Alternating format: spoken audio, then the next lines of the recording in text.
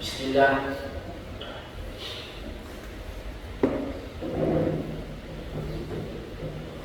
Alhamdulillah Rabbil Alamin. Sallallahu wasallam wa barak ala abdihi wa rasulihi nabiyina Muhammad wa ala alihi wa sahbihi ajma'in. Amma ba'd. Assalamualaikum warahmatullahi wabarakatuh. Waalaikumsalam warahmatullahi wabarakatuh. Alhamdulillah.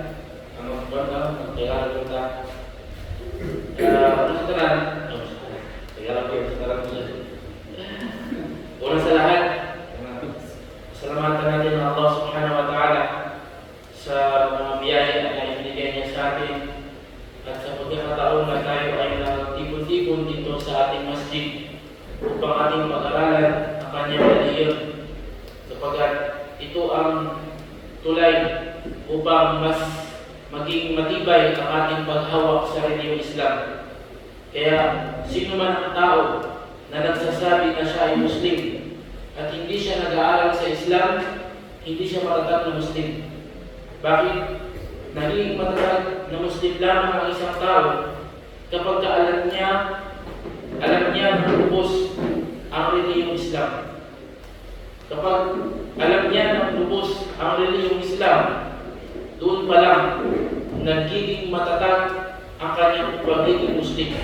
Kaya hindi ka magtaka sa mga tao na nagsasabing sila ay Muslim, pero kung titingnan mo ang kanilang mga gawain taliwas sa relihiyong Islam, kung titingnan mo ang kanilang pang-araw-araw na ginagawa, hindi gawain Muslim, pero sinasabi nilang sila ay Muslim. Bakit? Ang dahilan, dahil hindi nila pinag-aaralan ng Islam. Kaya napakalaking biyaya na ibinigay sa atin ng Allah subhanahu wa ta'ala na tayo ay mayroong pag-aaral kada linggo dito sa ating Center for the Delegated Dipolog Incorporated sa ating lugar dito sa Dipolog City, Zamboanga del Norte. Mga kapatid sa Islam, ang relihiyong Islam ay relihiyon ng realidad. Kapag sinabi natin realidad, ibig sabihin kung ano yung realidad ng buhay ng tao, nandun ang Islam. Kaya nga sinabi ng Allah sa Quran, وَمَا الْحَيَاةُ الدُّنْيَا إِلَّا مَتَاعُ الْغُرُورِ. Tunay na ang mundo, ang buhay sa mundo ay isang mapanlinlang na kaligayahan. So, bibigyan natin ng konting paliwanag itong sinabi ng Allah na ang mundo ay mapanlinlang na kaligayahan. Kung titingnan mo ang buhay ng isang tao mula sa kanyang pagkabata, siya ay nagnanais o nagsusumikap na gawin ang mga bagay na kanyang gusto. Ang isang bata, sinisikap niya na makuha yung kanyang gusto. Paano siya makakain ng mga chocolates, mga candies, o makapaglaro. O sa ating panahon ngayon ay yung cellphone. Kumbaga sinisikap ng bata yung buong focus niya na makakuha ng cellphone para makapaglaro. Ngayon sa kanyang paglaki, pagdating niya ng edad na 15, 16, 17, 18, ganyang mga edad, iba na naman yung kanyang nais na makuha o makamit. Hanggang sa dumating siya sa punto na siya ay makapag-asawa, iba na naman ang kanyang gusto. Gusto niya na meron siyang formal na trabaho, gusto niya ng isang magandang bahay, magandang sasakyan. At doon siya nagsusumikap. Doon niya inuubos ang kanyang oras. Paano siya makakuha ng pera, budget niya pang araw-araw. Paano siya makatayo ng bahay, makabili ng sasakyan, makabili ng lupa. Doon niya inuubos ang kanyang oras. Ngayon, pagkatapos niyang makamit ang lahat ng yaon, ano ang pagkatapos? Mag-iisip na naman siya ng iba namang bagay na kanyang gusto. Subalit hindi niya napapansin na yung mga bagay na kanyang gusto makuha na sinasabi niya o iniisip niya na yun yung kaligayahan, ang totoo, hindi yung tunay na kaligayahan. Hindi yung tunay na kaligayahan, mga kapatid, kundi yun yung mga bagay na makapagpalungkot sa'yo. Halimbawa, sinasabi mo na or iniisip mo na yung kaligayahan is makagawa ka ng magandang bahay, tumira ka sa magandang bahay, yun yung kaligayahan.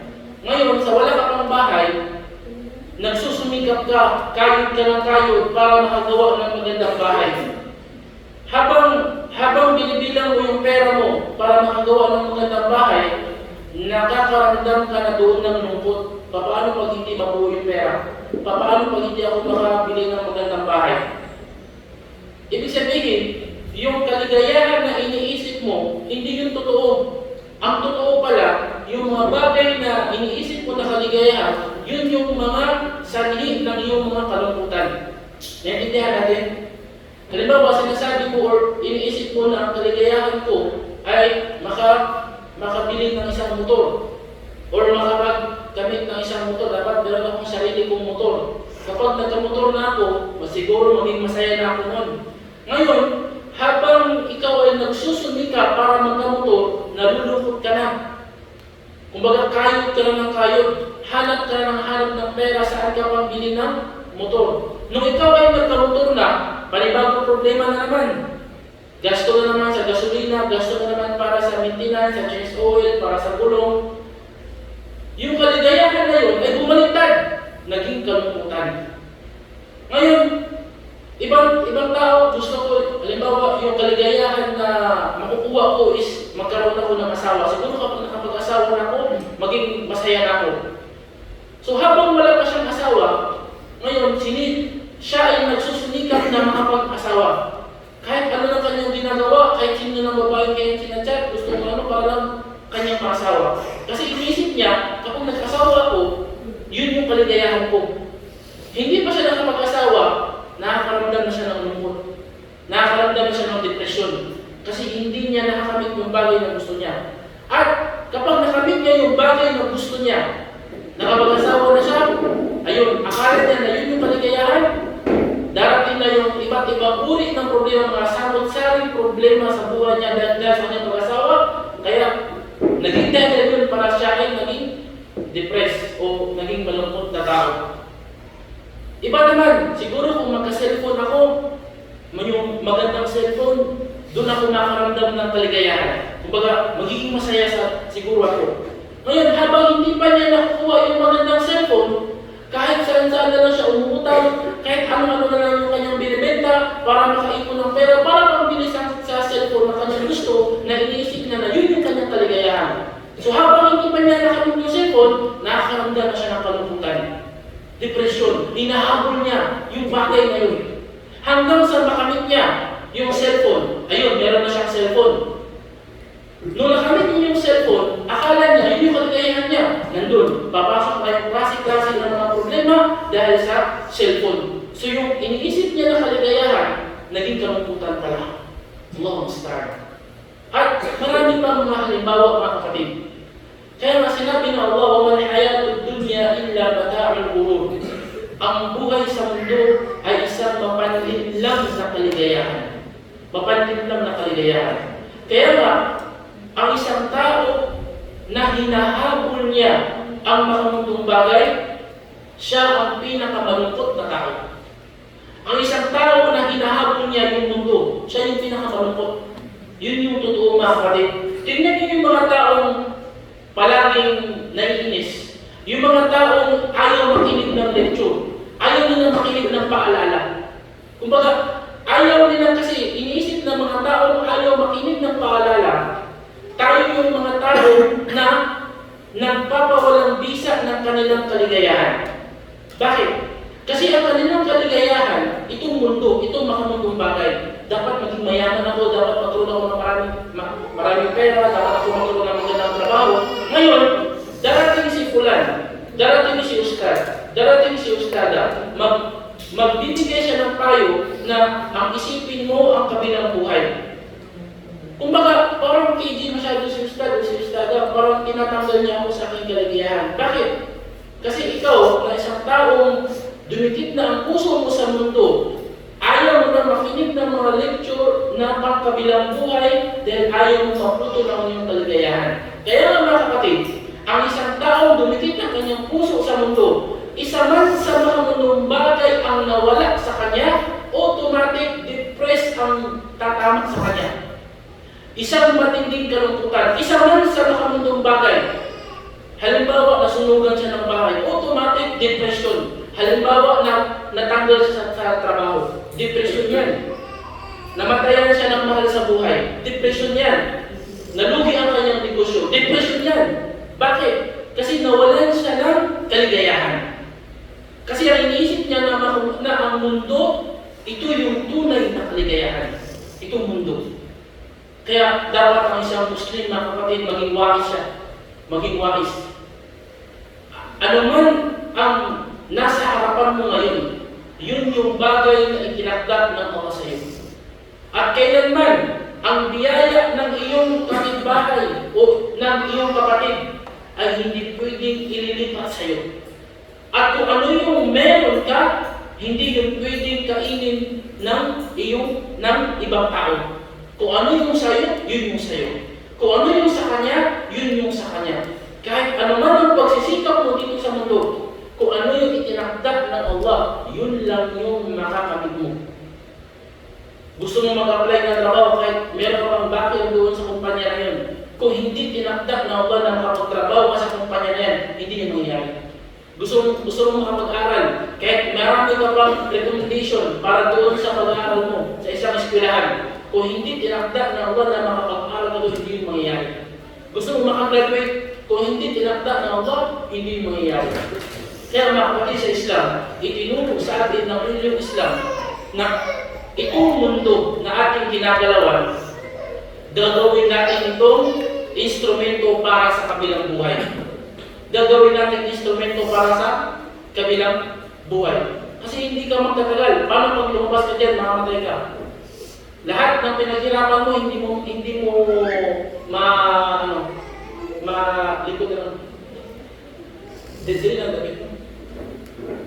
Lahat ng pinaghirapan mo, kapag namatay ka na, lahat ng napundar mo, naipon mo ng mga gamit, hindi mo na yan mapapakinabangan. Ibang tao na yung makikinabang dyan. Kaya, ang reliyong Islam na kapatid, tinuturuan ka sa realidad. Gumising ka.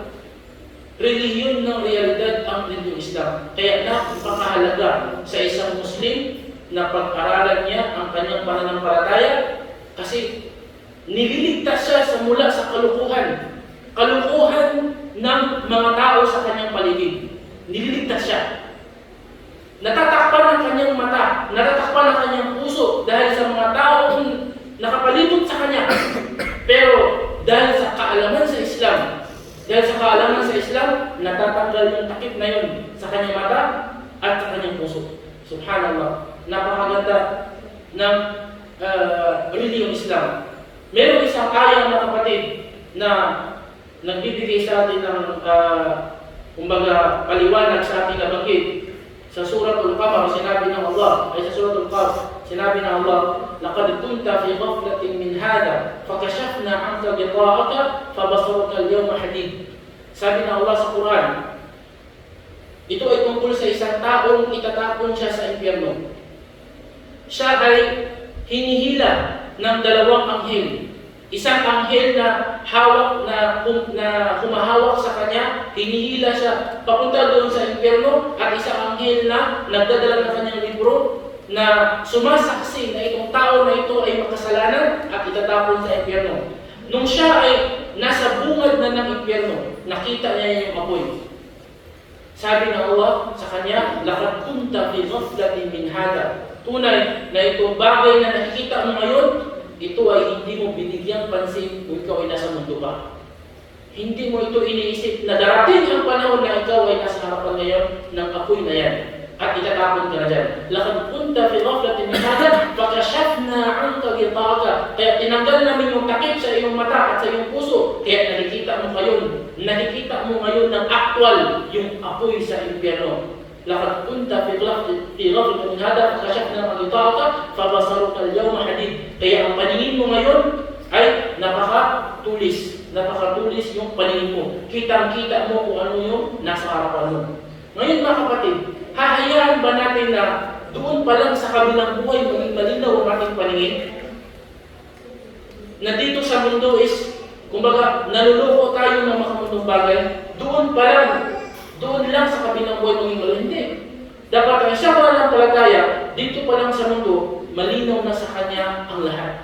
Malinaw na sa kanya ang katotohanan. Now, hindi magtatagal ang kanyang buhay sa mundo. Wala. Lahat ng kanyang pinaghirapan, hindi rin niya makamit. Kahit gano'n pa kadami ang kanyang mga anak, hindi makatulong ang kanyang mga anak sa kanya. Pag siya ay nasa libingan na. Allahu musta'an. Kaya mga kapatid, ipagpatuloy natin ang ating pag-aaral sa Islam. Ito yung nag-iisang susi para maging mas matatag tayo sa ating relihiyon at maging isang mabuting tao. Nakuha natin mga kapatid, nakaraan ang tungkol sa mga uri ng tubig. Tubig. At ganoon din nakuha natin yung paano maglinis. Tayo, mga uri ng tubig, no? Tayo, ma'ong tahir o ma'ong najis. Ngayon, kukunin natin ang isang paksa na napakahalaga. Medyo malawak itong mga kapatid, kaya kailangan natin ng matinding pag-iisip. Siyempre, yung ating kondisyon, di ba, nakaraan, meron tayong kondisyon, nakalimutan kung bakit, bago tayo mag-start, may kondisyon tayo sa ating lecture. Dalawa. Ang una, kapag may tanong ako at hindi nasagot ng 3 tao, automatic itigil ang lecture. Bakit? Imposible, 3 tao hindi alam yung sagot.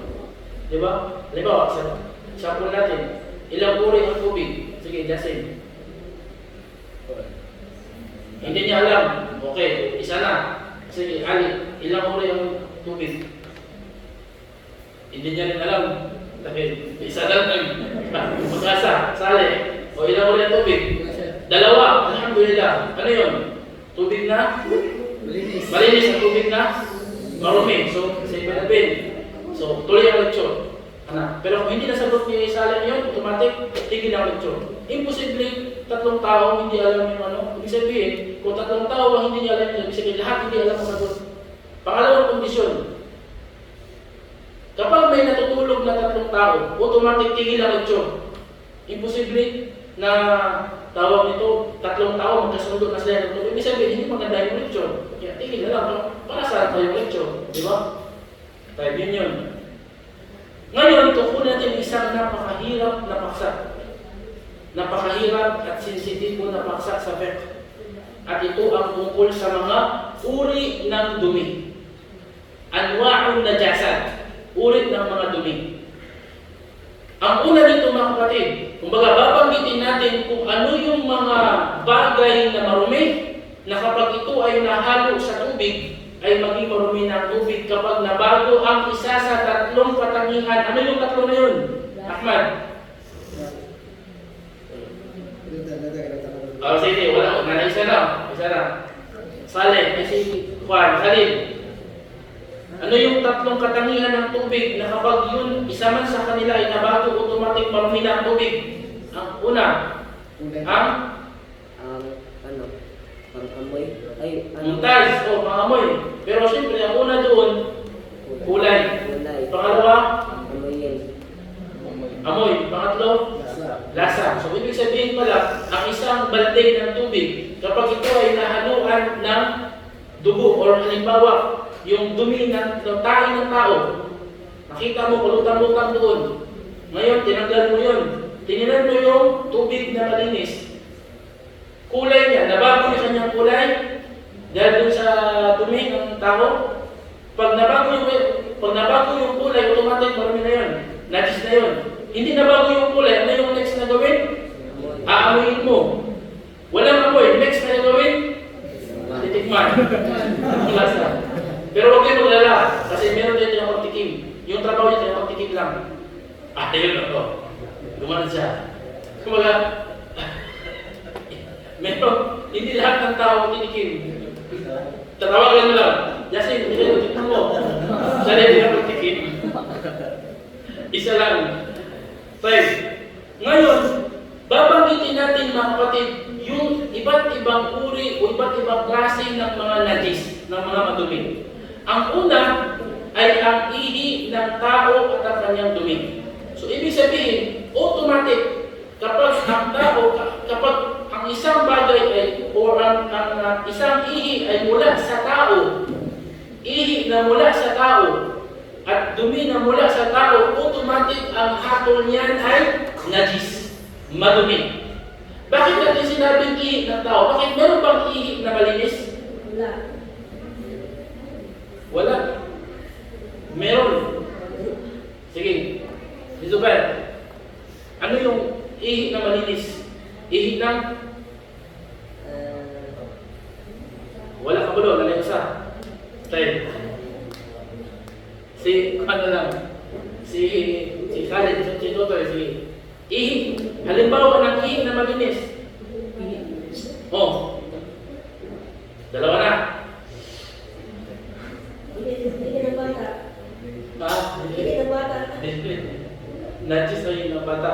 Ihi na malinis. Alam, tayo ha?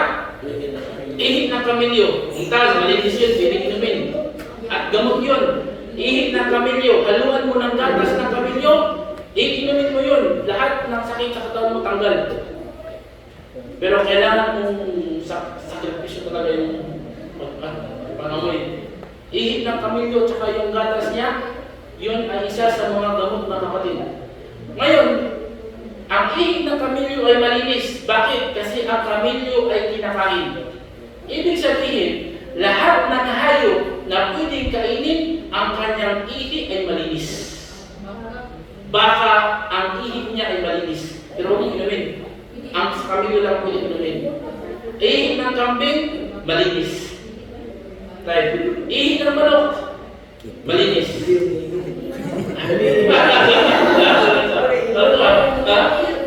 Duda ka.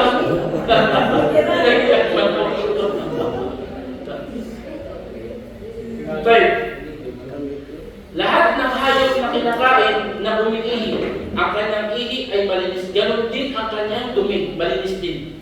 Ang tahi ng kamilyo, malinis. Ang tahi ng kambing, malinis. Pero hindi kinakain na. Ang tahi ng hindi porket malinis kinakain. Ang tahi ng kamilyo, ng kambing, ng baka, ng tupa ay malinis. Pwede dalhin sa sala. Dalhin sa sala?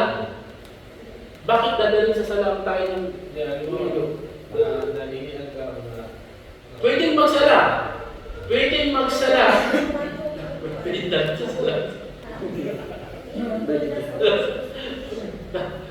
Isabel, magsala. Nanay tayo sa kantin ng kamilyo ng pulsa. Ano na? Pwede daw, kaya malinis daw. Ano natin kung malinis din? Pwede din. Ano hindi sa sala? Pakasama na. Siya, naikuan, bakit ko tayo. Tayo. Ang ihi ng kamilyo, kapag dumikit sa damit mo, pwede ka magsala. Ang tahi ng baka, kapag dumikit sa damit mo, pwede ka magsala. Ang tahi ng kalabaw, pwede ka magsala. Ngayon, ang tahi ng kabayo, pwede ba? Tayo, ang kabayo, mga kapatid, kung ito ay pure na kabayo, pwede. Kasi nakakain ng pure na kabayo. Pero yung donkey hindi pwede. Kasi ang donkey hindi pwede kainin. Maliban sa donkey na yung layaw, yung tinatawag na zebra. Yung zebra, pwedeng kainin yun. Pero yung donkey na nakita natin sa paligid lang, yun yung hindi pwedeng kainin. So, haram yung kanyang tayo or nuts na kanyang tayo. So, ito yung una mga kapatid. Ang ihi ng tao, bata man o matanda, babae man o lalaki, at pati ang kanyang dumi ay najis. Najis. Pangalawa, damul hayop, ang regla ng babae, ang dugo ng regla. Automatic, pag sinabing dugo ng regla, ito ay najis. Najis. Kapag ito ay nahalo sa tubig, yung tubig na yon ay titingnan mo ang kanyang kulay, amoy, lasa. Kung wala na bago, okay lang. Kung may nabago, itapon na yun. Yun ay najis. At ganoon din, hindi pwedeng dumikit sa damit na gagamitin sa pagsala. Najis. Pangatlo, ang ihi at dumi ng hayop na hindi kinakain o hindi nakakain. Ano halimbawa? Baboy, aso, pusa. Ang ihi ng pusa ay najis. Kaya kapag naiiyan ng pusa yung sadyada, hindi na pwedeng gamitin, najis yun. Najis. Pusa. Lahat ng hayop na hindi nakakain, yun ay ang kanilang ihi at dumi ay najis. Tayo. Pang-apat na halimbawa ng najis na kapatid ay ang patay na hayop. Patay na hayop. Hayop man na nakakain o hindi nakakain, pareho lang sila ng hatol. Kapag patay, automatic yan najis. Halimbawa, kambing. Ang kambing nakakain. Pero yung kambing, nakita mo pa lutang-lutang sa ilog, najis na yun. Nagiging halal lang yung kambing kapag hinatay siya na yung tinatawag na daka, yung tadkiya, yung pagkatay ng Islamic way na pagkatay. Pero kapag siya ay namatay, nasagasaan lang yung manok, halimbawa nasagasaan yung manok, automatic na yun na najis. Tayo. Panglima ng najis na kapatid ay ang lahmul khinzir, ang laman ng baboy. Pero hindi lang ang karne ng baboy yung najis. Lahat ng meron sa baboy ay najis. Kanyang tabang, kanyang buto, kanyang balat, yun yung lahat ng meron sa baboy, lahat ng taglay ng baboy ay najis. Yung iba, halimbawa, yung mga bagong balik Islam na sinasabi nila na yung karne ng baboy is bawal. Yung kinakain nila, yung balat ng baboy na lang. Karne ng baboy na yung bawal. Di ba, pwede bro, or sabaw na lang. Sabaw lang naman eh. Pareho na, lahat ng may connection sa baboy, najis. Tayo, pang-anim, lu'abul kalb, ang laway ng aso. Ang laway ng aso, mga kapatid, ay napakadumi, najis. Mayroong bakterya sa loob ng laway ng aso na hindi namamatay basta-basta ng tubig. At namamatay siya sa isang bagay lamang. Ano yun? Yuta. Fine. Ibig sabihin pala, kapag ang isang aso ay nadilaan ang isang, merong hadith na kapag nadilaan ang isang plato or uminom siya sa isang lagayan ng pagkain o anumang bagay, kailangan mong hugasan yun ng 7 beses at pang-8 nito ay lupa. Dahil hindi namamatay ang bakterya sa loob ng sa laway ng aso maliban na kapag ito ay nahugasan ng lupa. Ngayon, may tanong, paano kapag ikaw yung nadilaan ng aso? Yung pisman, nadilaan ng aso. Oh, cute. Diyan nadilaan ka. Anong gawin doon? Pulbos, ano? Wipes? Balas? Magbalas? May mga programa na nasabi na yun yung dapat din. Hugasan mo ng 7 beses at pangalo yung lupa. Pero siyempre, yung lupa na yun, sa loob siya ng 7. Hindi yung sa panglas. Kasi kapag panglas yung lupa, kailangan mo naman ng tubig, so mag-isyam na. Dapat yung lupa, bago ang pang-7 or bago ang pang-8. Para sigurado ka gawin mo, kasi may mga wala na nagsabi na sapat na nahugasan mo ito ng 7 beses, okay na yun. Lalo na sa madhab sa Hanabila, na sinasabi nila na lahat ng najis na dumikit ng tao, na dumikit sa tao, sapat na ito ay mahugasan ng 1 beses. 1 beses. Halimbawa, hinihiyan ka ng bata sa kamay mo, hugasan mo lang 1 beses, pwede na. Or nadilaan ka ng aso, or nadilaan ka ng baboy. Anong mas madumi? Dilaan ng aso o dilaan ng baboy? Pero bakit tinan mo yung tao ba? Subhanallah, kahit na, subhanallah, yung dila ng aso, yung laway ng aso is mas madumi kaysa laway ng baboy. Pero bakit hindi nila tanggap na dila ng baboy? Baboy, dila siya ng baboy. Di ba? Hindi niya tanggap, pero pag aso, okay lang. Tinan mo yung tao, naluloko siya ba ng realidad ba? Naluloko siya ng realidad. Dapat hindi tayo ganun. Dapat yung mga Muslim, mga kapatid, gumising ka sa katotohanan. Gumising ka sa realidad. Kung ano yung turo ng Islam, yun yung realidad. Okay. Pang-pito na ulit ng najis, ito medyo mahirap ito mga kapatid, ay ang mali. Medyo sensitive ito mga kapatid. Ang mali, ito yung isang uri ng liquid na lumalabas sa private part ng isang tao, maging lalaki man siya o babae, lumalabas ito kulay puti. Lumalabas siya pagkatapos ng pagnanasang naramdaman. For example, may isang tao, nakaramdam siya ng matinding pagnanasa. Kumbaga, init na init ang kanyang katawan. Ngayon, bigla itong namatay. Biglang nawala ang kanyang pagnanasa.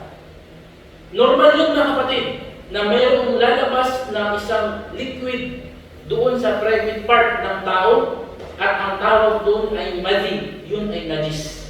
Dapat mong hugasan yun, yung private part mo, at yung dinikitan doon sa underwear mo, dapat mong palitan o labhan o hugasan. At ito ay nakasira din ng wudu, kailangan mo rin mag-wudu. Nakuha natin. Pero hindi mo na kailangan pang maligo, hindi na kailangan mag-gusol. So ulitin ko, ang tawag nito ay madhi. Ito ay isang uri ng liquid na puti. Hindi siya malapot. Ano lang siya? Kumbaga, transparent na liquid. Ang pangalan sabi ay madhi. Lumalabas ito sa private part ng isang tao, lalaki man babae, pagkatapos ng pagnanasang naramdaman. Meron siyang naramdaman ng pagnanasa, biglang umit ang kanyang katawan at talagang gusto niyang kaso lang, nagsikilan. Namatay bigla. Dahil siya siguro, diversion, na-divert ang kanyang pag-iisip. Tapos, nung namatay yung kanyang pagnanasa, ayun, lalabas na si madhi. Naku, sabtan, Jasin. Sabtan mo, ikaw sa Jasin. Utro na ko. Ikaw may example. For example, si Jasin, nakaramdam siya ng matinding pagnanasa.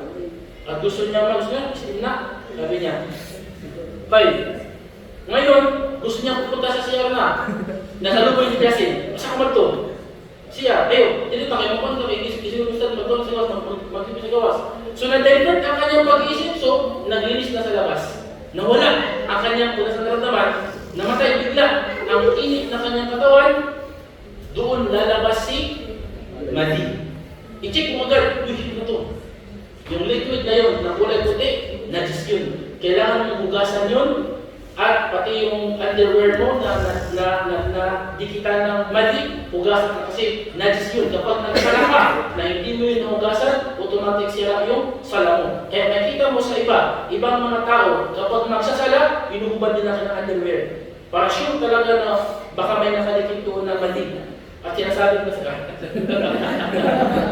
pero meron din ba? Nakita ng masjid. Sa likod ng pintuan may mga hanger ba na doon sinasabi yung mga brief na bago magsala, hubad. Tapos susutin na naman maglakas. Alam, gustahan. Kaya naman din na. Okay na siya, wala kasi yan mo, kung siya isuot. Sabi ko, buwan, may isuot. Wala sa wala lang ba? Type. Next, mga kapatid, pang-walo, uri ng nako natin yan, yung madhi. Hindi na kailangan pang magbusol. Magudog ka lang, sapat na yun. Ang next ay ang wadi. Ang wadi, ito ay isang uri ng liquid pa rin na lumalabas mula sa private part ng tao, lalaki man o babae. Kailan ito lalabas? Lumalabas ito pagkatapos umihi. Pagkatapos mong umihi, mayroong liquid na lalabas doon, ang tawag doon ay wadi. Yun ay najis. At ito mga kapatid ay sakit. Sakit ito. Kapag umihi ka at pagkatapos mo umihi ay mayroong humabol na liquid na puti, hindi siya ihi, puti siya. Yun ay sakit. Sakit yun. At ang pangalan nun ay wadi. At yun ay najis. So kailangan mo rin hugasan yun. At hugasan mo, halimbawa kung yun ay nakadikit sa underwear mo. Kuha natin. Time. Kabilang rin sa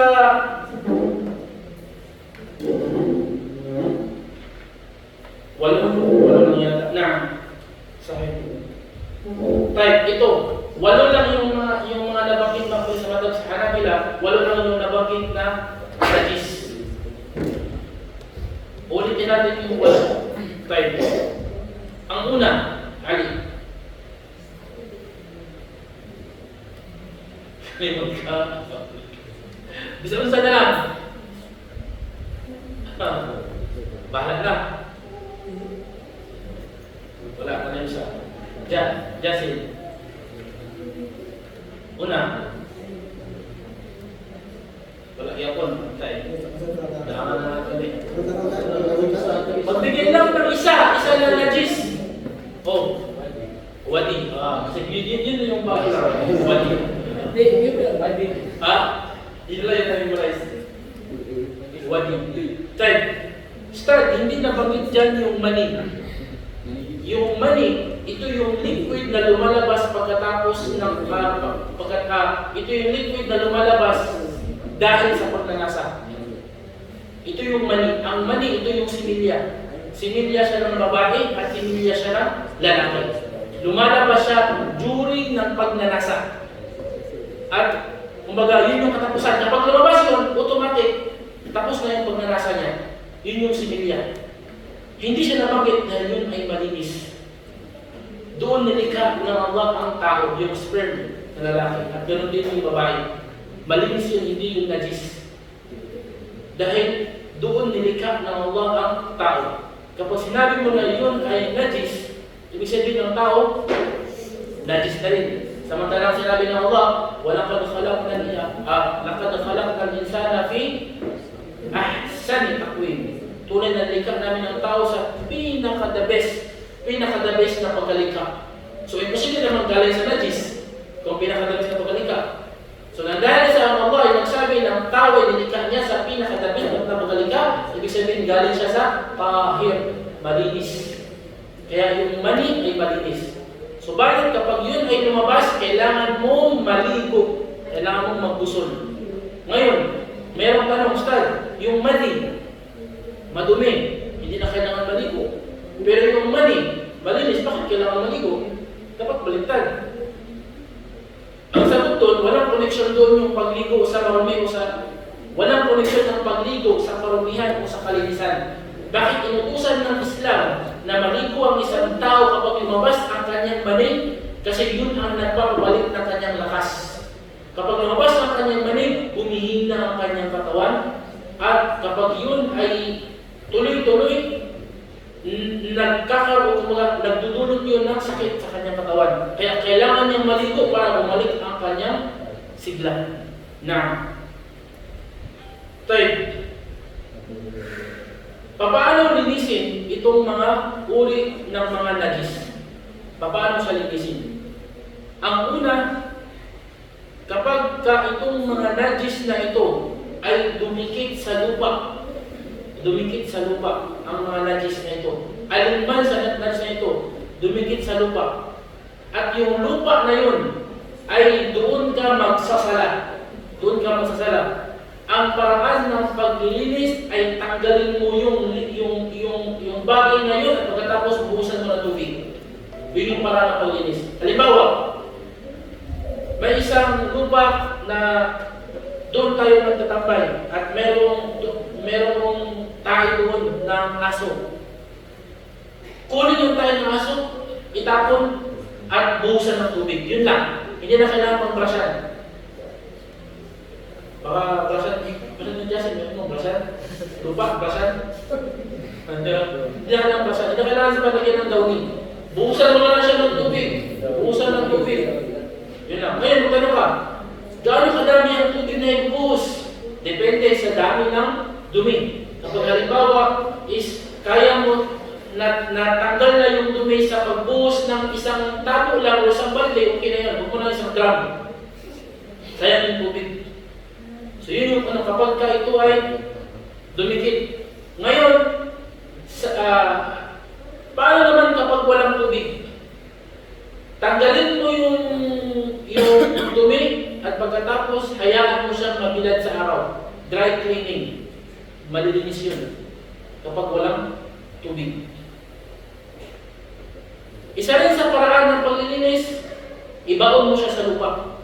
Halimbawa, yung parte na yun na may dumi ng aso, kuha ka ng pala, at palahin mo at pagkatapos baliktarin mo. Ibaon mo siya sa lupa. Okay na yun, kahit hindi mo siya buhusan ng tubig. Yung lupa na mismo ang lilinis sa kanya. Tayo. Paano naman kapag dumikit sa iyong damit? Dumikit sa iyong damit. Lahat ng nabanggit na dumi, mga kapatid, kapag ito ay dumikit sa damit, walang ibang panglinis kundi ang tubig at kuskus. Take note, tubig at kuskus. Hindi sapat na buhusan ng tubig at okay na, hindi. Basahin ng tubig at kuskusin. Kahit hindi mo siya labhan, kahit hindi mo siya sabunan, basta binasa mo ng tubig at kinuskus mo, isampay mo na, okay na yun. Halimbawa, dugo ng regla, dumikit sa ng babae, ng kanyang abaya, ng babae, wala siyang sabon, basahin ng tubig, kuskusin ng kuskusin, at pagkatapos, isampay na, okay na yun. Paano, Ustad, kapag mayroon pang amoy, walang problema. Ang amoy ay hindi maka-epekto sa damit. Ito ay naka-epekto lamang sa tubig.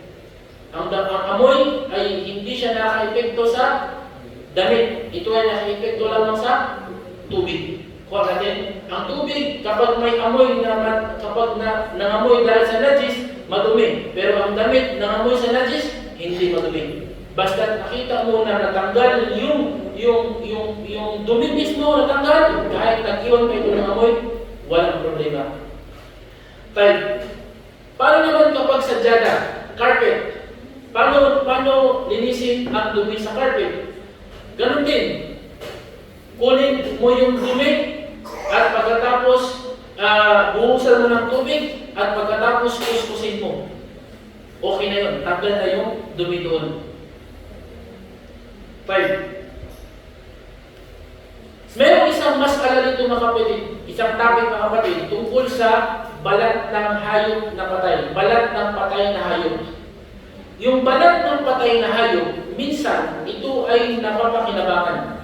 Ginagawa siyang bag, ginagawa siyang sapatos, yung balat ng hayop. Ngayon, paano ito magiging malinis samantalang patay naman yung hayop? Ito ay merong mga sitwasyon.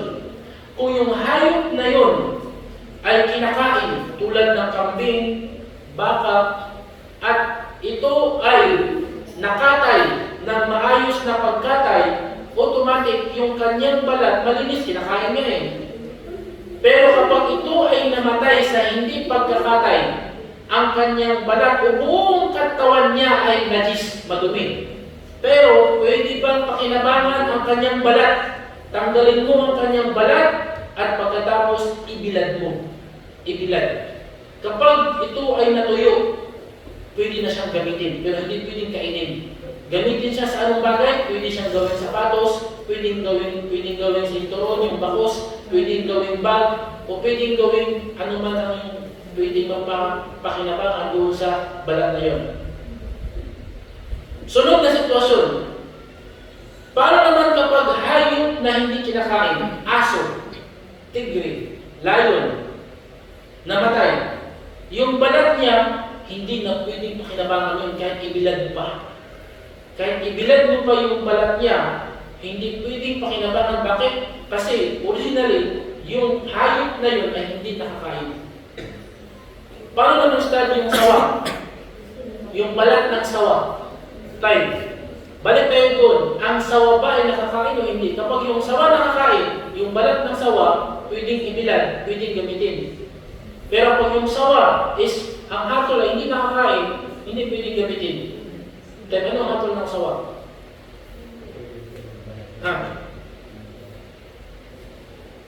Inshallah, meron tayong topic tungkol sa mga pagkain.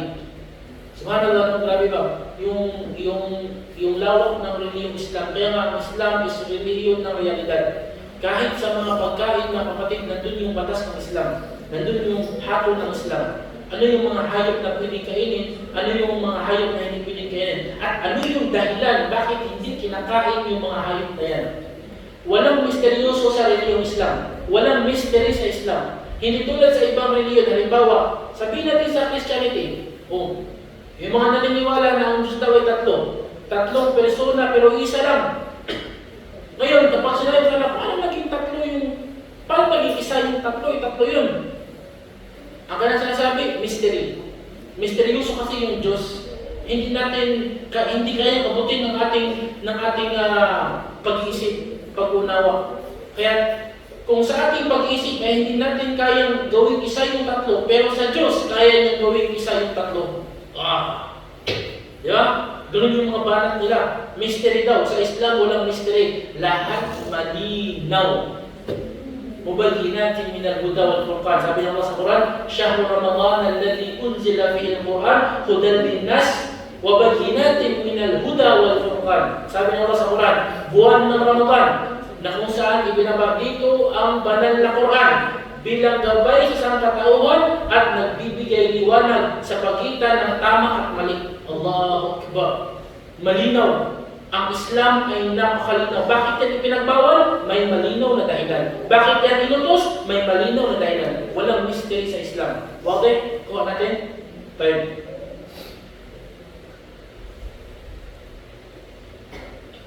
Meron isang mas'ala din mga kapatid tungkol sa ihi ng bata. Nabanggit natin na ang ihi ng tao ay najis.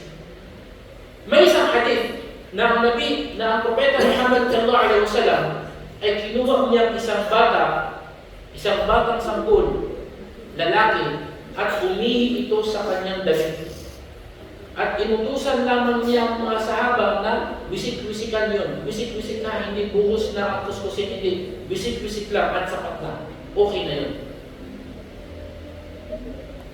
Tayo, ang hatol dito, kapag ang isang batang lalaki ay hindi pa siya umabot ng 2 years old at hindi pa siya kumakain ng isang pagkain, ibig sabihin gatas pa ng nanay, ang kanyang ihi ay najis pero kayang linisin ng wisik-wisik lang. Nakuha natin. Ano yung mga kondisyon sa bata? Una, below 2 years old. Pangalawa, hindi pa kumakain ng pagkain, yung kanin o yung tinapay. Pangatlo, Nagagatas sa lalaki. nagagatas ng lalaki kasi mamatay sa pag-isip ng nagagatas. Ha? Lalaki. Aywa. Yun yung tatlong kondisyon. Isang bata na lalaki below 2 years old at hindi pa kumakain ng pagkain. Kapag umihi siya sa iyong damit, sapat na yung bisik-bisikan mo lang. Pwede ka na magsala. Tayo. Ibig sabihin pala, ang batang babae at ang batang lalaki na kumakain na or batang lalaki na lagpas na ng 2 years old, lahat ng kanilang ihi ay kailangan buhusan ng tubig at kuskusin ang damit na natamaan nito. Halimbawa, isang babae, below 2 years old, batang babae, below 2 years old, hindi pa kumakain, umihi siya sa damit mo, anong gagawin mo doon? Pusik-pusikan? Hindi. Kuskusin. Bakit? Ano pinagkaiba doon sa ihi ng lalaki at babae? Yun yung batas ng Islam. At napatunayan sa science ng mga kapatid, na mas madumi ang ihi ng batang babae kaysa ihi ng batang lalaki. Siguro dahil sa matris ng babae o dahil siguro sa ito ay pwedeng magregla. Hindi tulad ng lalaki. May asido ang labihan ng babae. Siguro ganun. Basta napatunayan sa science na mas madumi ang ihi ng babae kaysa ihi ng lalaki. Na batang lalaki, 3 years old, umihi siya sa damit mo. Ano nga tol? Kuskusin. Bisik-bisikan? 3 years old?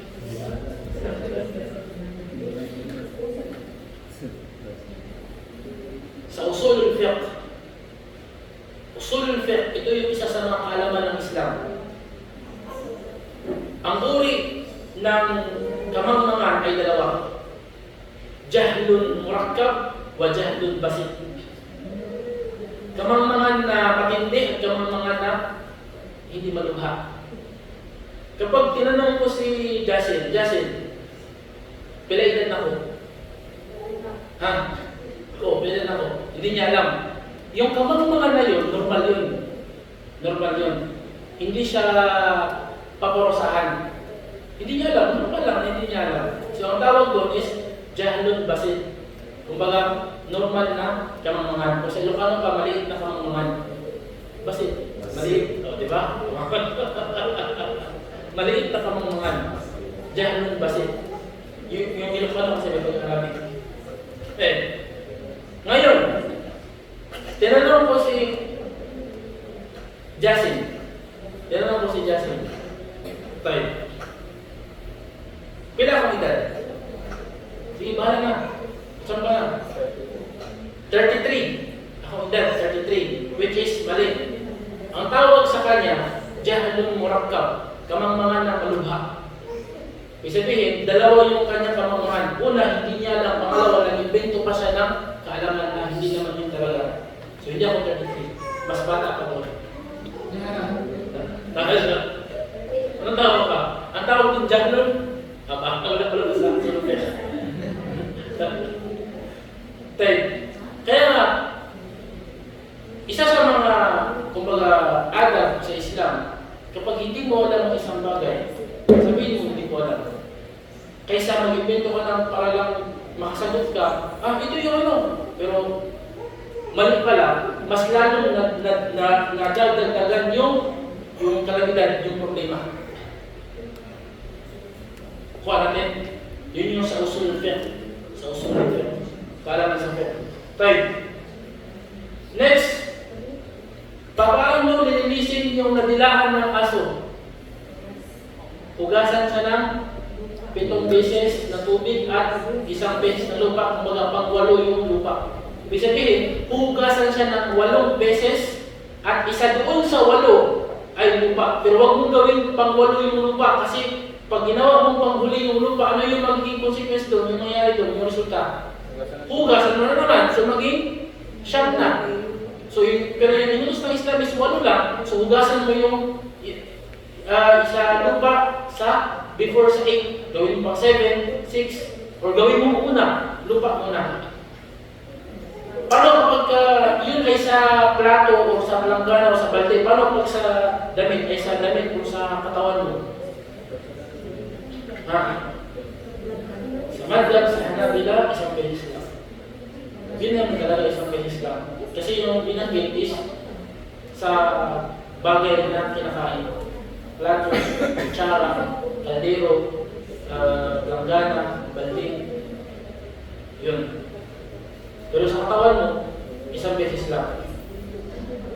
Kung gusto mong hugasan siya ng pang-8 beses, mas mainam doon. Mas mainam din para wala kang kumbaga, sure talaga na malinisan.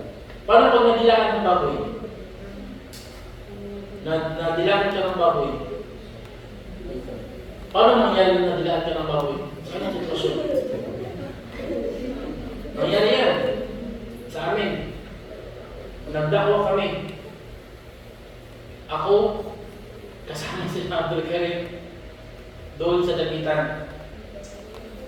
Habang nagdadakwa kami sa pinag iba, habang nag-lecture ako, nakaupo ako, napapansin ko na may mga maliliit na sa kuntiil ba? Sabi na ako mga itoy na itoy. Di ba? Pero, sabi na ako mga itoy. O, sit. Kasi focus ako sa pagdaw. Focus. Sit. Huwag lang ka na, ang mukha sa itoy. Itoy, bago pa rin. So, pwede silang, yun ang maging na pwede silang makagila sa'yo. Anong hatag ako na nilaan ka ng baboy? Hugasan ng 1 beses?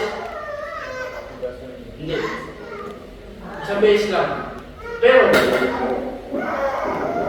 kapag ang baboy ay dumila sa plato mo, dinilaan ng plato mo yung baboy, ay dinilaan ng baboy yung plato mo. Ilang beses mo hugasan yung plato? 1 beses lang. Sapat na yun. Pareho silang najis. Yung baboy at yung aso, pero mas madumi ang aso. Tayo. Paano mo lilinisin ang madi at wadi?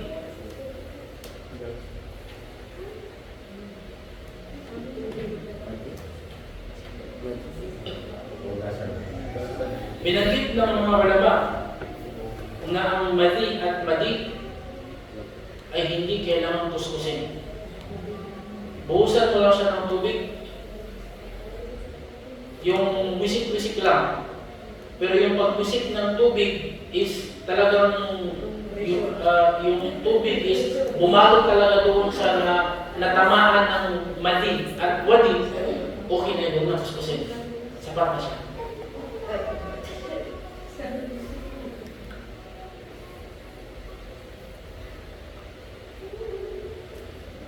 Third, ano yung wadi? Madi at wadi. Ano yung madi? Una yung madi. Sakali, madi. Ano yung madi? Madi katong bawas siya basta kanang naguna ka ba nga kanang hospital. Wala na sino. Tabangan pinasubay.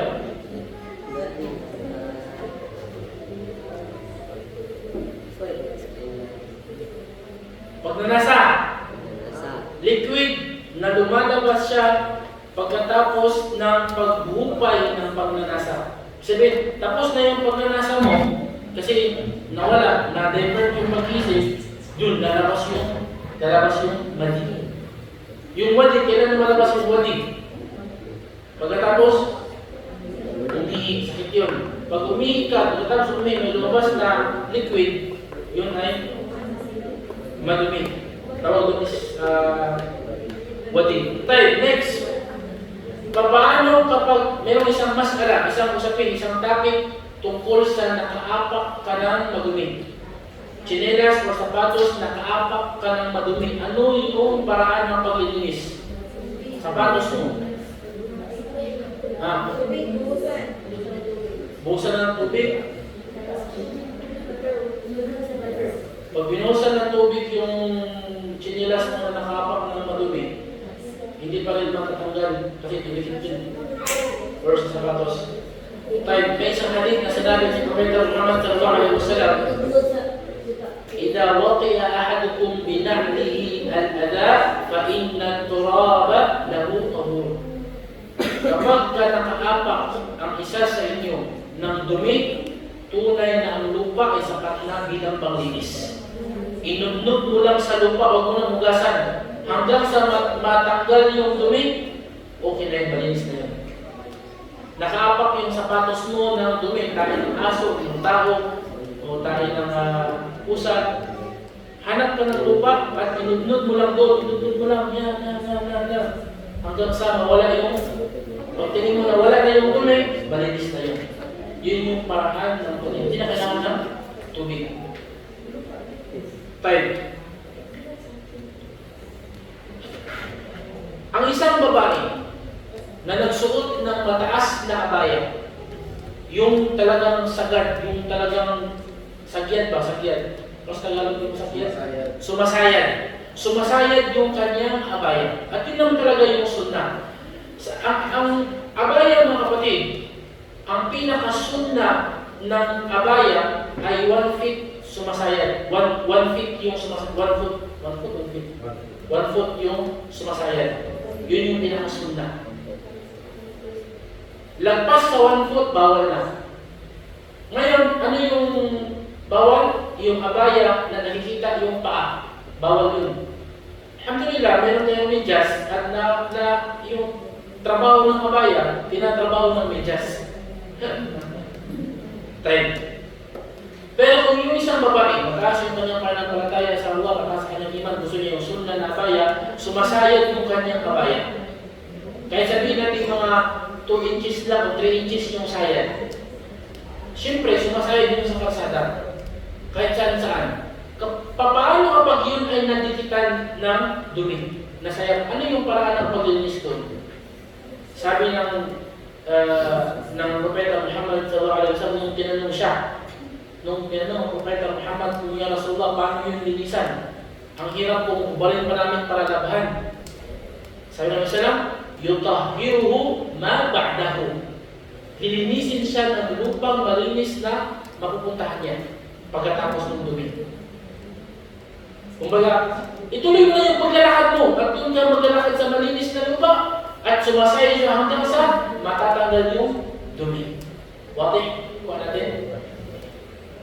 Yun yung sa mga, hindi na kailangan pang labahan. Kaya huwag kang mag-alala.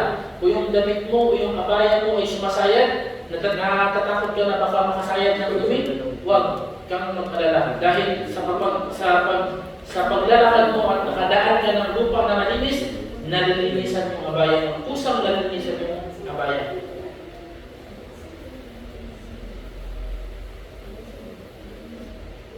Five. Paano naman kapag isang pagkain, may isang pagkain at nadapuan ng isang patay na hayop? Halimbawa, gumawa ka ng isang maha. At iniwan mo na makabukas. Pagbalik mo, biglang nakita mo na may daga puto na patay. Ano, tapon lahat na yun? Anong gawin? Or i-mix na lang para hindi ba? Mix na lang. Gawin niya, nice. Agul, mix na lang din. Sabi ng mga ulama, kapag yung pagkain na dinapuan ng isang patay na hayop, or kahit hindi patay na najis or tayo, ganyan, is pagkain na hindi liquid, matigas na pagkain, tanggalin mo lang yung dumi na yun, diba, daga, tanggalin mo lang yun, at pati yung nasa paligid niya, itapon mo na, malinis na yung sa paligid niya, pwede nang kainin. Pwede yung kainin. Kapag ka matigas. Time. Pag liquid, halimbawa, ano yung liquid? Buko juice. Buko juice, may daga na buko juice with daga. Di ba? Naitapin sa daga. Ulutang-lutang. Tanggalin mo yung daga. Tapos, ano next? Tingnan mo yung kulay. Juice pa rin. Puti. Amuin mo.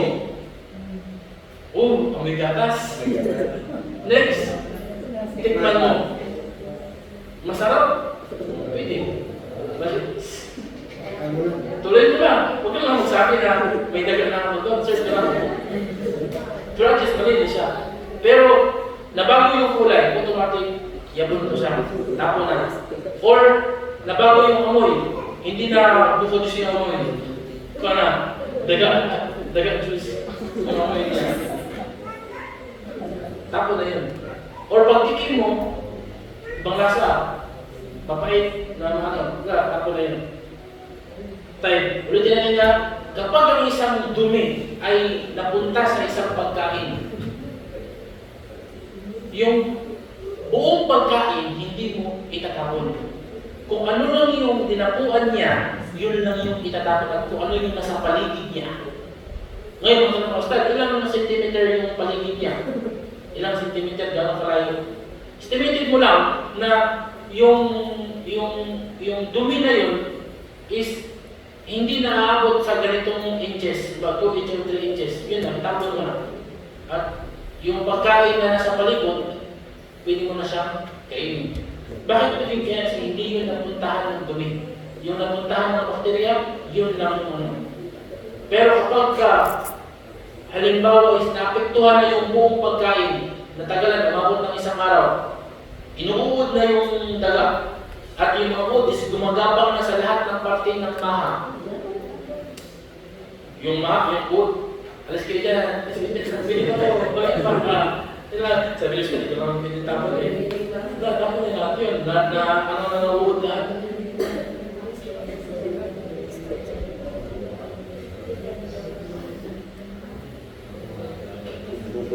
Five. Paano naman kapag yung najis ay doon sa salamin, dumikit? Halimbawa, dugo nasa salamin. Paano mo siya linisin? Punasan lang. Sapat na yun. Huwag mo nang punasan ng... Sapat na yung punas. Wipes. tapos or trapo, tanggal na yung najis doon. Time. Kapag meron isang usapan dito mahalaga. Kapag dumikit yung najis sa isang damit, halimbawa sa isang damit, at hindi mo alam saan doon banda, anong gagawin mo?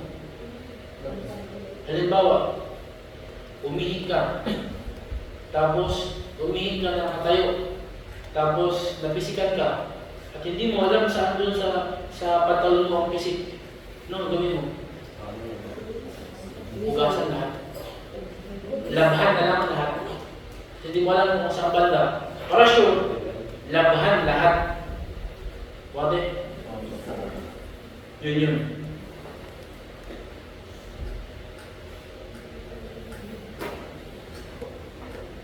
Time. Paano kapag yung isang dumi, ang isang dumi, ay nabago ang kanyang texture, naging bato? Ano ang kumunod? Hindi na siya dumi. Halimbawa, tayo ng pusa, tumigas dahil sa init ng araw, naging bato na siya. Bato na talaga siya. So, hindi na siya najis. Hindi na siya najis. Ganun din kapag sinunog mo. Halimbawa, may isang patay na hayop. Sinunog mo siya, nasunog siya, hanggang sa naging abo na lang. Yung abo niya, najis yun, hindi. Isali. Halimbawa, aso, namatay. Patay na siya. Tapos, inuuod na. Binuhusan mo ng gasolina, sinindihan mo, nasunog siya. Sinunog mo na lang. Kasi walang lupa na paglibingan, sinunog mo na lang siya. Naging abo na siya. Yung abo na yun, najis o hindi? Ha? Ay, dilim na siya najis kay abo naman siya. Nakusog naman ang iyang texture. So, dilim na siya najis. Na.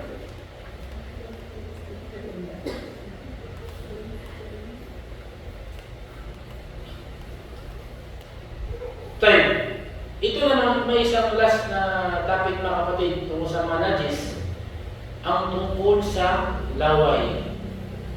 Lahat ba ng laway ay najis o lahat ba ng laway ay tahir o malinis? Time. Doon tayo magsisimula sa laway ng tao. Ang laway ba ng tao, najis o hindi? Example, si Jasin, nagsalit Jasin. Kasi yung laway na sa damit ni Jasin. Pwede pa ko yung or hugasan sa kuskusan. Kuskusan. Kuskusan.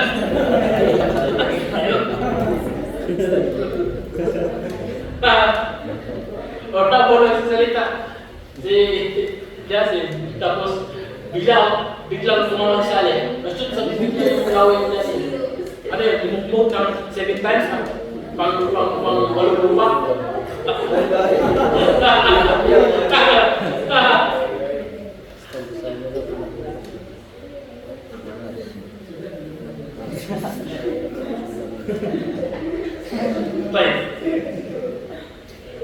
Sinabi ng mga ulama na ang laway ng tao ay hindi najis. Dalil. Ang Propeta Muhammad SAW nabanggit sa isang hadith na umiinom siya sa baso kung saan uminom ang kanyang asawa na si Aisha radhiyallahu anha. Siyempre may laway doon ni Aisha doon sa baso at doon umiinom ang Propeta Muhammad SAW kung saan dumabo yung labit ni Aisha radhiyallahu anha. Doon din iinom ang Propeta Muhammad SAW.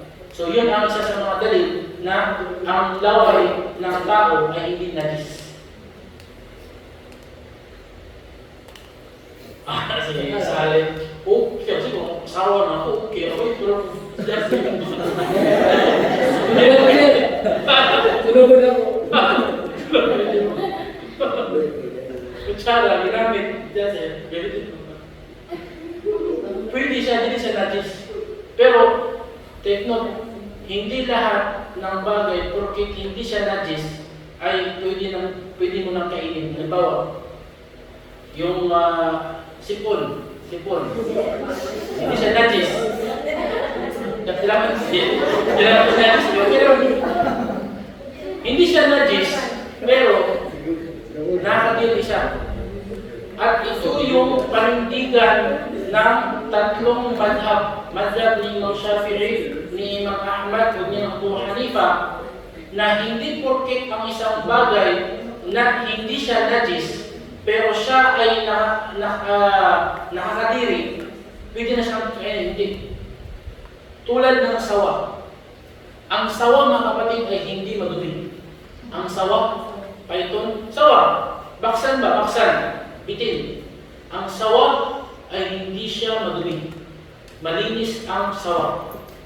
Kaso lang, dahil sa nakakadiri siya kainin, ipinagbawal siya ng madhab ni Imam Ahmad, ni Imam Shafi'i, o ni Abu Hanifa. Pero sa madhab ni Imam Malik, pwedeng kainin ang sawa.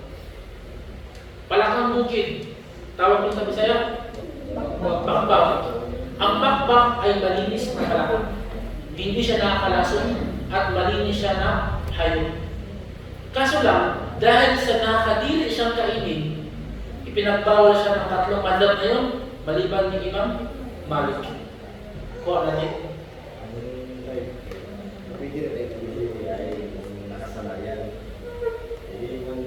Dili ka pwede magkuhan sa mga magbalin-balin ng mga madhab.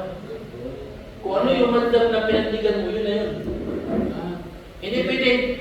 Halimbawa, sa pagkain ng hayop, madhab ni Imam Malik na gusto ko. Kasi pwede kainin ang sawa, palaka. Sa pag-aasawa, madhab ni Abu Hanifa ang gusto ko. Kasi pwedeng asawahin mo yung babae na wala ng tatay, wala ng wali. Diretso na. Pag nagkapag yung dalawa, pwede na. Ganon din sa madhab ni Abu Hanifa na yung juice, kapag maging alak na siya, pero hindi pa talaga siya naging alak, pero parang alak na siya, pwede pang inumin. Ganon. Sa madhab sa iba, pwede itili yung sala. Kapag inipon mo yung lahat ng mga bagay na yun, anong klaseng tao ka? Muslim pa ka? Hindi ka na Muslim. Ibig sabihin, sa pag-aaral ng mga madhab, sensitive. Sensitibo ang pag-aaral ng mga madhab. Hindi lahat, kumbaga hindi porkit dito magaan, dito yun yung ipunin mo.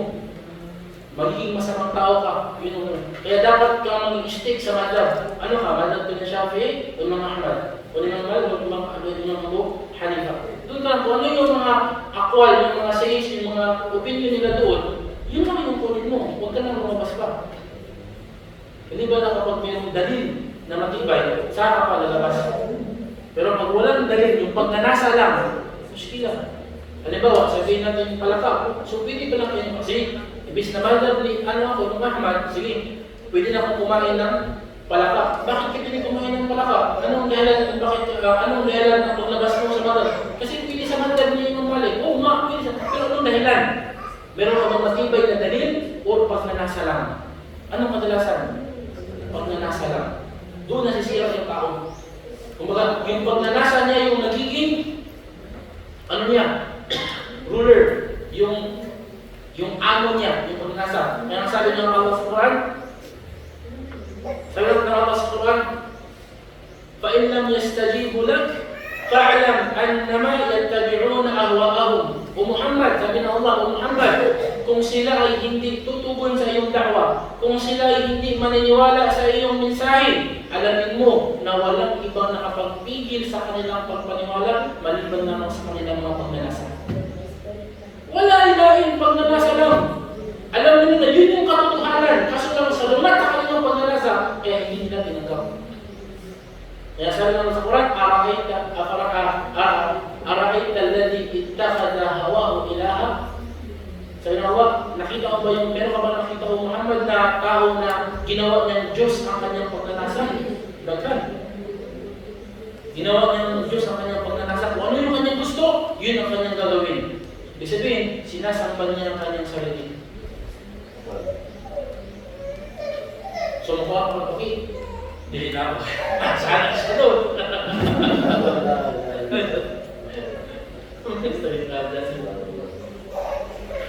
Okay, paano naman yung laway ng pusa? Laway ng pusa. Ang pusa ba, pwede siyang kain o hindi? Nadilaan ka ng pusa. Dila sa iyong kanya mo. Ano hatol nun?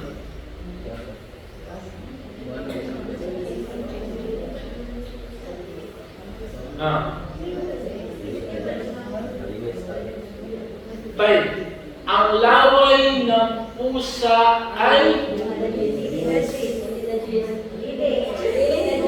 Ayos malinis tayo.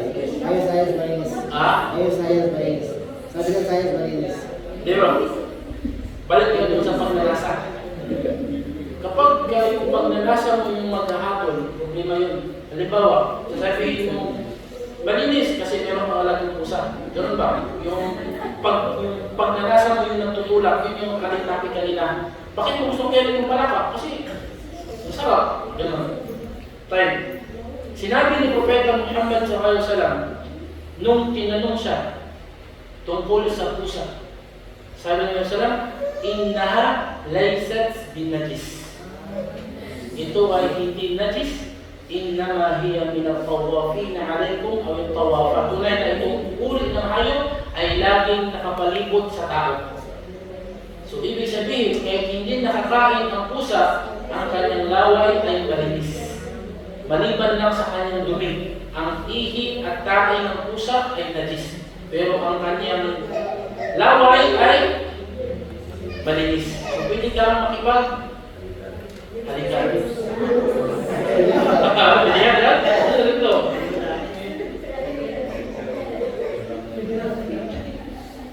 Malinis ang ano ng pusa. Laway ng pusa.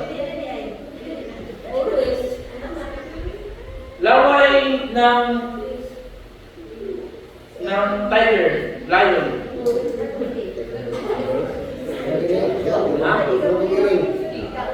Walang kiring kasi ang lahi ng lion at saka tiger, lahi siya ng pusa. Na yun lang, alhamdulillah.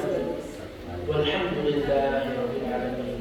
Lahi mo tanang soal. Ano kasi? Luga. Bumog. Sa dalawang hindi nabanggit na yun ay najis. Pero yun ay para nakakadiri. Tulad ng nakakadiri. Kaya nga, itong tatlong mataw, yun ang opinion. Hindi ibig sabihin na hindi najis ang isang bagay, siya ay malinis lang. Kasi may mga bagay na nakakadiri. Itong pagkain sa sawa, sa palaka, sa palakang bukid, sa sipon, sa laway, sa laway ng tao, ipunin mo, inumin, di ba? Hindi siya hindi man siya najis, pero nakadiri. Yan yung anak.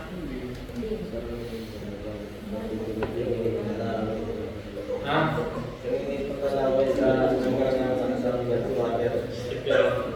Ahmad. Saan yung karamihan nangyayari ba yung tinapay na bulog sa lupa? Tapos hindi naman may lupa. Pwede bang kainin mo na? Tay, tanong ni Ahmad, maganda ito mga kapatid.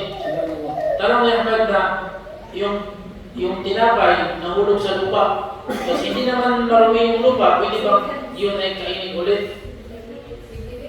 Binanggit ng Propeta Muhammad SAW sa isang hadith mga kapatid tungkol sa isang nahulog na pagkain. Ang payo ni Propeta Muhammad SAW, kunin mo yun. Yung pagkain na nahulog, kunin mo yun at huwag mong hayaan yun na makain ng syaitan. Kaya nga ipinagbawal sa Islam na magtira ka ng pagkain kasi kakainin yun ng syaitan. Kasi ang syaitan is lantad na kaaway ng tao. Innahu lakum aduwwun mubin. Tunay na ang syaitan ay lantad na kaaway ng tao. So hindi ka pwedeng magtira ng pagkain. Kaya nga Nabi SAW, kapag siya ay tapos ng kumain, dinidilaan niya ang kanyang kamay kung saan nakadikit yung mga pagkain bago niya ito hugasan. At ganoon yung kanyang plato is sinasaad mo yun? Sagad. Sinasagan. Hindi sa Tagalog ba? Ginaganon ba? Sa alin, sinasaad, Said, sinasaid, sinasaid. Kung sa Bisaya pa, ginatilok yun ba? Ginatilok. Tapos, tilapan mo. Kasi, ayaw ng Islam na magbili ng pagkain sa syaitan. So yung pagkain na nahulog, kung sa tingin mo ay hindi siya dumapo sa najis, ay pwede mong punitin. Pero kung dumapo siya sa najis, najis na yun. Najis na. Najis na. Basta lagi, pag yung pagkain ay nahulog siya sa najis, najis na yun. Pero pag hindi siya dumapo sa najis, pwede pa yun. Kaya, magsabi, Ustad, paano pag mayroong bakterya doon? Paano pumasok siya sa katawan ko? Wallahi, hindi ka mapipinsa yung sagot doon, hindi ka mapipinsala kung gagawin mo ang sunnah ng Propeta Muhammad SAW. Yun lang. Yung baso na nakuha ng langaw, sabi ng Muhammad SAW, ilugdog mo yung langaw, tapos nakalit mo, pinagin mo yung tubig. Ustad, paano may mga bakterya doon? Wallahi, kapag sinunod mo ang sunnah ng Nabi SAW, hindi ka mapipinsala. Yun talaga yung pattern ng isang Muslim. Sundin mo ang sunnah ng Propeta Muhammad SAW, hindi ka mapipinsala. Bakit? Soal. Mutana. Si bro, muna ko. Sabtan. Klaro ba? Klaro na sakto, klaro na sa'yo. Sakit daw. Bada naman, pwede nyo. Tayo, inshallah, itong malayo next week. Kung siguro, inshallah, no? Next week, next Sunday, ang ato ang Istiqbal Ramadan. So, Istiqbal Ramadan next week, inshallah, magamit ang projector sa mga bagong mga fasting. Ikaw ito, bagong fasting, no? So, mahibawa ninyo, inshallah, kung sa mga angay na buhaton, mga dos andon sa pag-fasting. Inshallah, next week, Istiqbal Ramadan. So, magsugod ka o oras niya inshallah after asar para tuloy-tuloy siya hanggang sa Maghrib. Allah ta'ala alam, sallallahu ala nabiyina Muhammad wa ala alihi wa sahbihi ajma'in wa dawana alhamdulillah rabbil alamin. Assalamu alaikum wa rahmatullahi wa barakatuh.